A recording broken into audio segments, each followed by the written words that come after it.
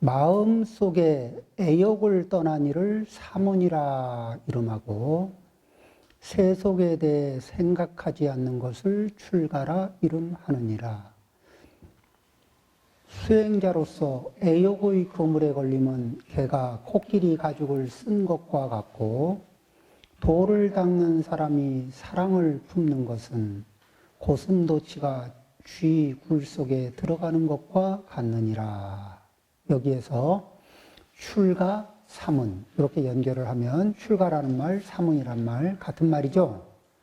그러면은 마음속에 애욕, 애착을 떠난 이를 마음속에 애착을 떠난 이를 사문이라 이름하고, 그럼 어떤 애착을 떠나느냐?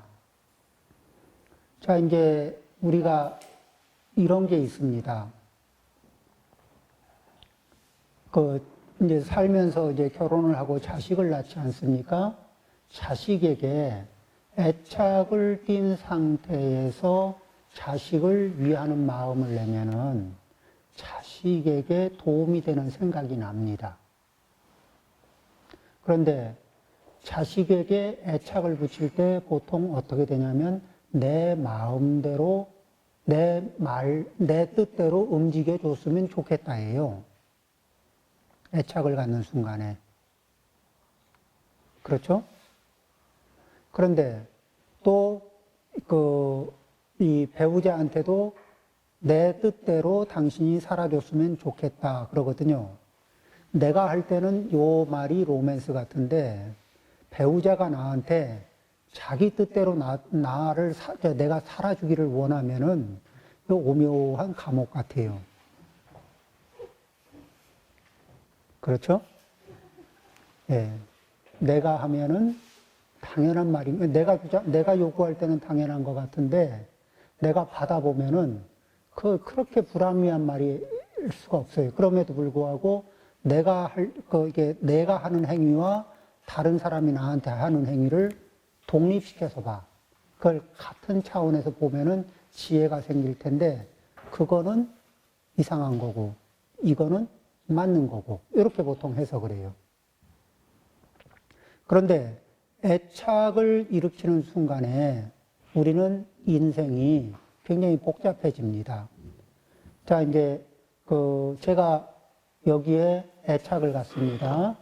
그래서 이제 여기에 딱 달라붙었는데 이게 굉장히 요동을 쳐요. 이 잔이 아주 강력하게 요동을 치면은 저는 애착이 가서 이 잔을 꽉 붙잡고 있어야 되는데 이게 잔이 요동을 치기 시작하면은 제 몸도 같이 제 팔도 몸도 같이 요동을 치게 돼 있습니다. 그리고 애착이 있으면 이걸 끌고 가고 싶은 마음은 가득한데 이 잔이 저보다 힘이 세서 저리로 가려고 하면은 제가 이 잔을 끌고 오는 게 아니라 제 인생이 잔을 따라 끌려다닙니다. 그러겠죠? 그래서 애착이라는 놈이 있게 되면은 애착이라는 거는 이렇게 그런 녀석이 있으면은 이거는 애착의 특징은 이 쌍방을 묶는 힘이 있어요. 애착이 강하면 아주 강하면은 어떤 효과를 발휘하느냐? 초강력 슈퍼 울트라 끈끈이가 됩니다.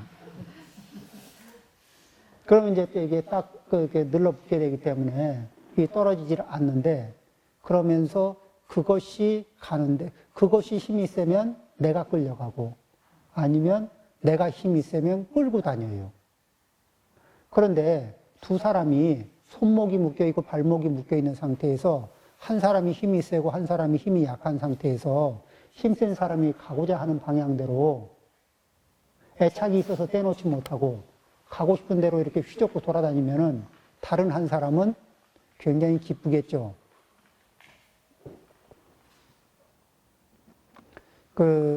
이 애착을 갖는 사람은 내가 당신을 도와준다. 당신을 좋아하기 때문에 이러는 거다. 이렇게 얘기할 수 있는데, 그래서 애착을 경계한 말이 굉장히 좋은 표현이 장자에 있습니다.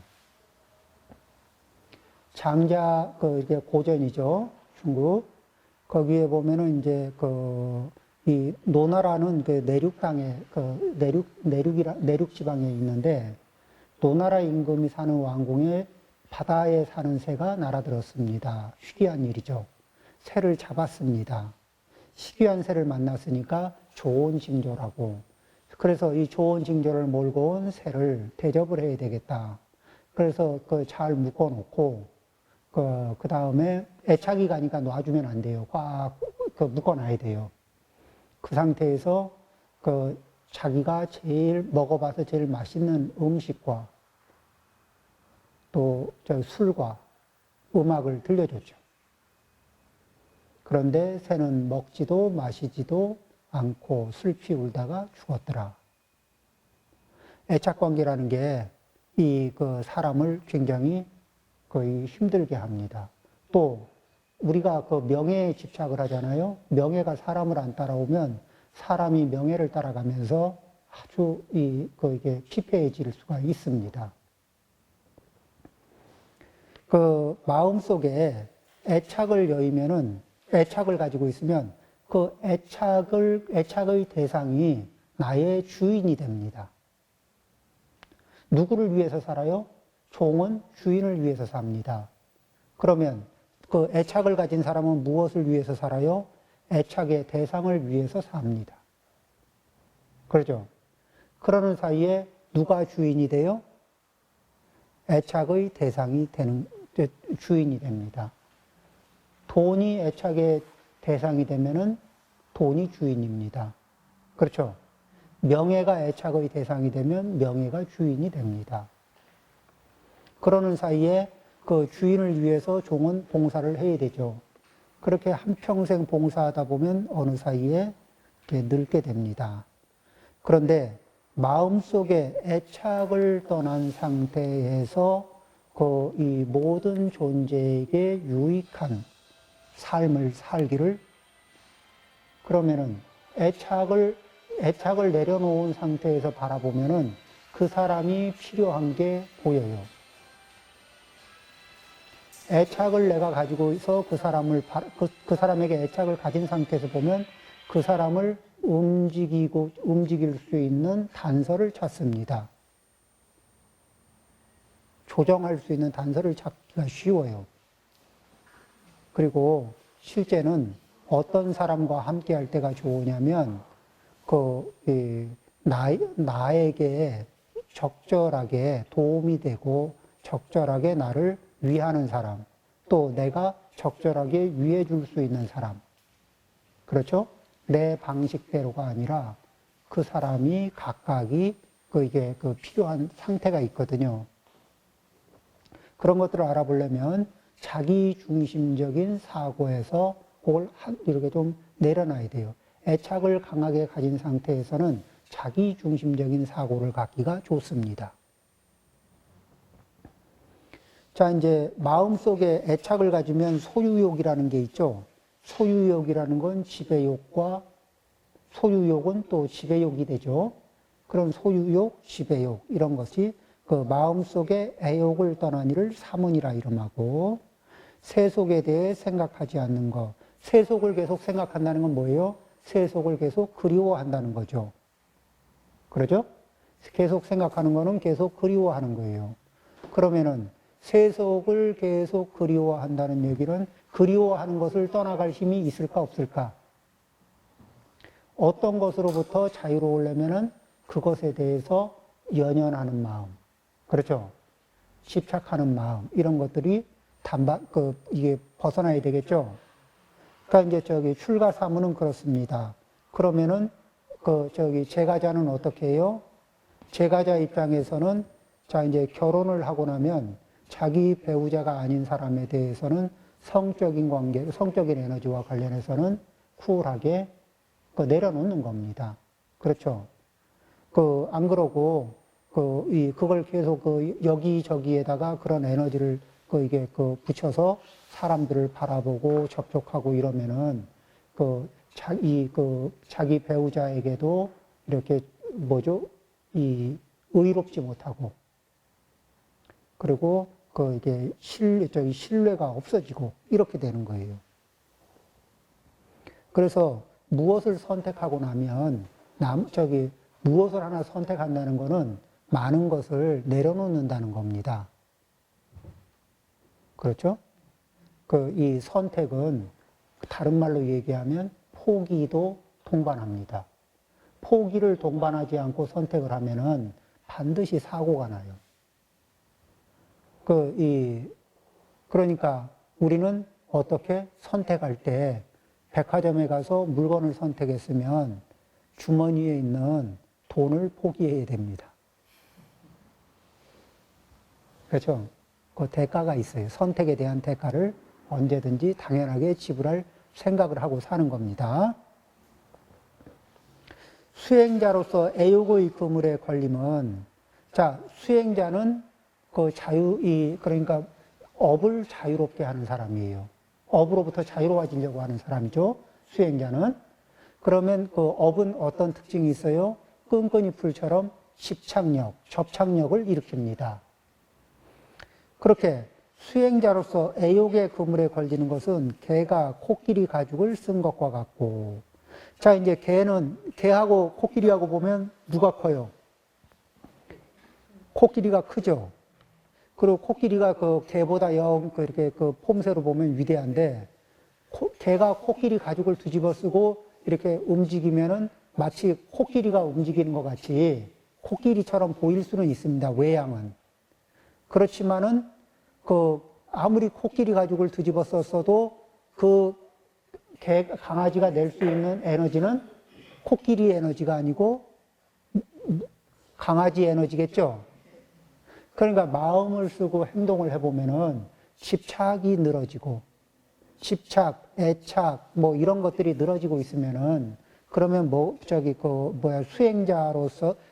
수행자로서 바로 가는 겁니까? 거꾸로 가는 겁니까? 거꾸로 가는 거예요. 그러면은 또, 돌을 닦는 사람, 수행자라는 거나 돌을 닦는 사람이나 같은 말이죠. 여기에서 이제 항상 다시 생각하지만은 수행이라는 말은 이 수행이다, 돌을 닦는다 할 때 수행은 닦을 숫자죠. 행은 여기에서 이거를 조금 하면 수정, 행위. 누구의 행위? 나의 행위를 뭐 해요? 수정하는 자. 그럼 몸의 행위를 수정한다. 말하는 행위를 수정한다. 마음 행위를 수정한다. 그러려면 수정하기 전에 내 몸 행위를 정확하게 관찰할 필요가 있을까 없을까요? 관찰을 해야 가능하겠죠? 말 행위를 관찰해야 되겠죠? 그럼 내가 말을 하고 있으면서 내 말하는 행위를 관찰할 수 있는 관찰자가 있어야 되겠죠? 내 마음이 현재의식을 관찰하고 내 마음의 잠재의식을 관찰하고 내 마음의 무의식을 관찰해내는 겁니다. 자, 그러면은 이제 잠재의식하고 무의식이 관찰하려고 한다고 해서 관찰이 되는 겁니까? 어렵죠. 그러면은 어떻게 관찰합니까? 이러면은 내 의식의 잠재의식, 무의식을 직접 관찰하려면 잘 안 잡히는데 내 몸과 말을 움직이는 것이 어떨 때는 현재의식이고 어떨 때는 잠재의식이고 어떨 때는 무의식이 움직여요. 그렇죠? 그러면은 내 몸을 움직이고 있는 이놈이 무엇인가? 이걸 물어봐 주는 거예요. 이 몸을 끌고 다니면서 움직이는 그 놈이 무엇인가 하고 물어봐 주면은, 그러면은 그것이 때로는 현재의식일 수도 있고 때로는 잠재의식일 수도 있고 때로는 무의식일 수도 있습니다. 그러면서 집요하게 물어봐 주는 사이에 계속 묻고 관찰할 수 있는 범위에 들어오도록 계속 물어봐 주는 사이에 나는 내 현재의식을 관찰할 수가 있고 잠재의식을 관찰할 수 있고 무의식을 관찰할 수 있는 능력을 배양하는 겁니다. 이렇게 해서 모든 것을 그것이 전부 다 내 관찰 범위 안에 들어가면 나한테는 현재의식, 잠재의식, 무의식이라는 말이 의미가 없어집니다. 모든 것이 명명백백하게 드러나는 거예요. 그러면은 내가 뭘 하고 있는지를 알 수 있게 됩니다. 그러죠? 그리고 내가 일으키는 인과, 원인과 결과 사이에 선작용, 좋은 작용이 있고, 그 다음에 그 악작용, 나쁜 작용이 있는데, 그런 작용의 원인, 결과를 관찰할 수 있고, 그 자리에서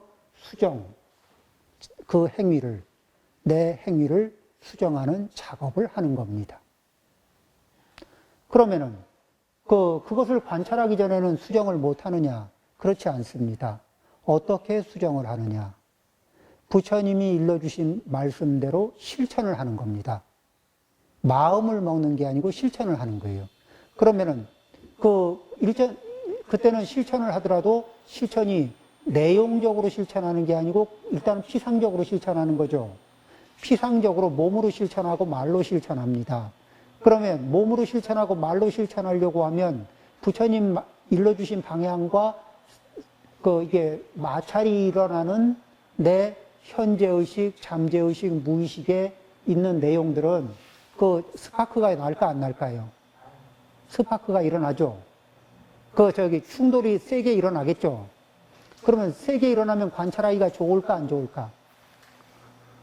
알아차리기가. 그게 충돌이 일어나는 자리는, 저항이 일어나는 자리는 더 쉽게 자극이 세니까 알아차리기가 쉬운 거예요. 그래서 무엇을 해야 알아차리기가 쉬워요?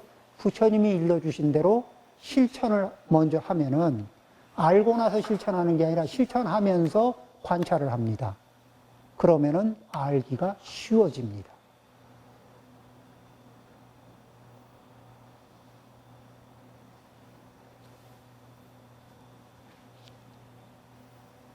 그래서 어떻게 이제 경을 읽습니다. 그리고 경에서 일러주시는 말씀대로 해봅니다. 신업이 저항합니다. 구업이 저항합니다. 의업이 저항합니다. 그 저항하는 업이 어떤 거는 현재의식이고 어떤 건 잠재의식이고 어떤 건 무의식이에요. 그러면 너는 정체가 뭐니? 하고 물어봐 주는 거예요. 저항하는 너는 정체가 뭐니?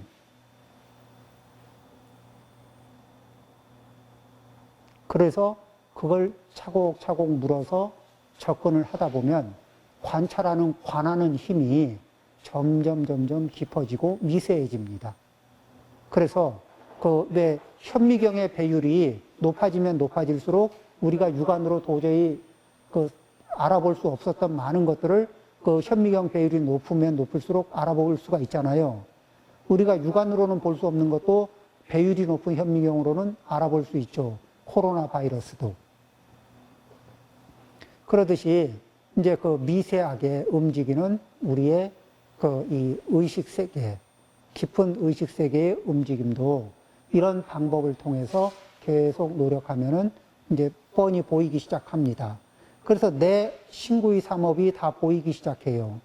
그쯤 되면 다른 사람의 신구의 삼업은 잘 보일까 안 보일까? 비슷한 깊이의 것은 보이겠죠. 그러면 다른 사람 업이 보이기 시작하는 거예요. 내 업이 보이면서 내 업을 수정할 수가 있고, 다른 사람의 업이 보이면서 다른 사람에게 도우미가 될 수가 있어요. 도움이라는 게 뭐냐? 불교에서는 이 도사라는 말을 쓰거든요.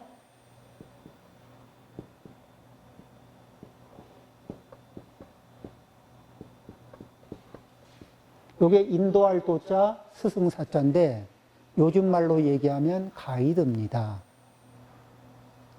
3계 대도사 이러면은 부처님은 완전한, 아주 완벽한 가이드이신 거예요. 가이드는 항상 생각을 해요. 가이드에 대한 생각을 해야 됩니다. 이게 수행을 도와주는 사람은 가이드 역할을 해야 되는데, 제가 여행을 하기 위해서 가이드를 고용했습니다. 가이드가 아는 체를 많이 하면서 콧대가 높습니다. 그러면은 저는 그 가이드를 훌륭하다고 얘기할까요? 안 그러면 재수없다고 얘기할까요?